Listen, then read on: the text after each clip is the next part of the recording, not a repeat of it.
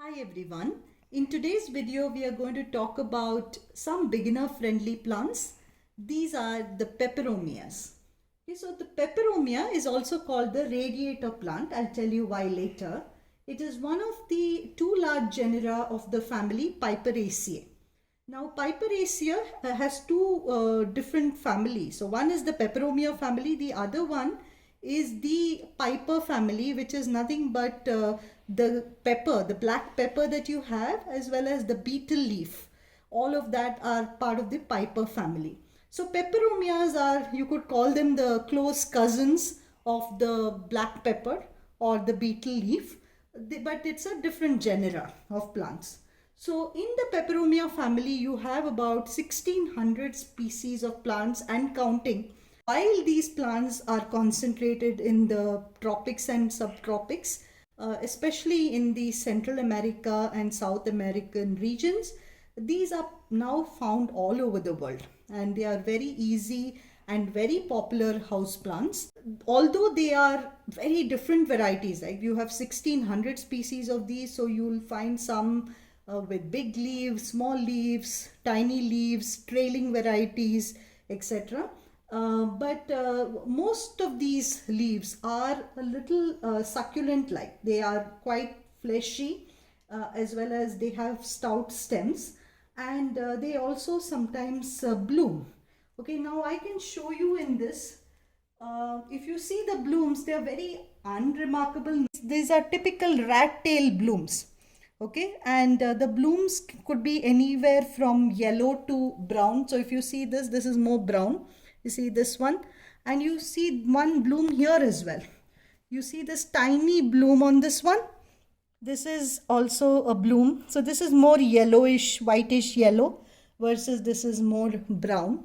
Okay, now moving on to the some of the plants that I have in my collection. This is the most common peperomia that you see in most gardens. This is your regular scandens, peperomia green scandens, sometimes called the heart-shaped peperomia as well. This one is the peperomia argyria, or it's called the watermelon peperomia. So if you see the leaf, it looks like the rind of a watermelon. That's why it's called the watermelon peperomia. This one here is the peperomia caperata. There are multiple, I think three or four different varieties in this. So if you see this one, it is the green caperata. These are also called the emerald ripple plants, peperomia. So this is the green variety. This is more of a darker silver caperata. You find this one, the one that's blooming as I showed you. This is called the peperomia rosso. And you have this small tiny little plant here. This is the called the peperomia verticulata, or it's also called the red log peperomia. If you see the underside of the leaves, it's reddish in color. That's why it's called the red log peperomia. Now moving on, this one here is the peperomia angulata. Sometimes it's also called the peperomia triangularis. It's the beetle peperomia. Okay, if you see it, it looks like a beetle. So it's called the beetle peperomia. Here you'll find two different varieties. This one here is called the peperomia obtusifolia, or it's a round-leaved peperomia, sometimes also called the baby rubber plant. Okay, and then you have this one here, the reddish one, which is called peperomia glossifolia, sometimes even referred to as the jelly peperomia. Okay, now interestingly, if you see in this pot, what I did was I just plucked some of the leaves and I propagated these from leaves. If you see this, this is the glossifolia. You see this, I just plucked a leaf and you can see the entire root structure formed on this. You see the new plant or new roots on the leaves. This is on the glossifolia, and similarly I can show you on the obtusifolia as well. You see these new roots, and each one of this will become a new plant. Okay, so I think I have covered all the varieties that I have. There are a whole bunch of other peperomias that I have in my collection as well. Now when it comes to peperomia care, Going back to their name, they are also called radiator plants, and the reason why they are called radiator plants is because they love the warmth of the sun and the heat of the sun. Which means that they like bright light, they like the heat, like the summer. Okay, so if you see these plants, they give you maximum growth in the summer months and they slow down in the winter months, and you'll see very less growth in winter. Okay, so when it comes to light requirements, they like to be in the brightest corner of your house or the balcony. They do grow indoors as well. Some people tend to grow them indoors, but they don't do as well indoors, and they will just get leggy trying to find the sun. When it comes to water, these are drought tolerant plants, which means that if you don't water them for a long period, they are perfectly fine. If you see their leaves are quite fleshy, which means the leaves do store a lot of water in the leaves, and because of which you don't have to water them sometimes for 15 to 20 days. Water them deeply when you water them and let them dry completely between waterings, and that's how these plants will thrive. When it comes to soil, give them some very loose soil like succulents, and let the water drain out in the soil. The biggest, I would say, enemy for these plants would be overwatering. So as long as you water them well, but don't water them very often, they will be the happiest plants.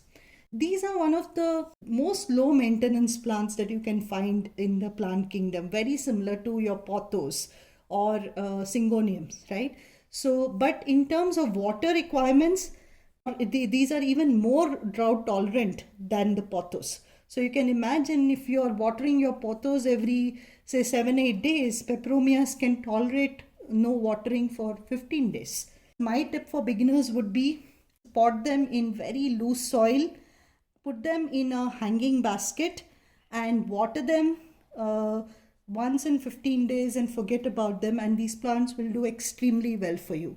The more you kind of pamper them with overwatering, that's when you will lose these plants to root rot as well as fungus gnats, because the more you add water to the plants, they will attract other pests including fungus gnats, white flies, and a whole bunch of other like mealybugs, etc. Of course, when you are not watering them as often, one of the challenges is spider mites. So you need to keep a watch on spider mites, because spider mites thrive in dry conditions. Fertilizer, less is more when it comes to peperomias.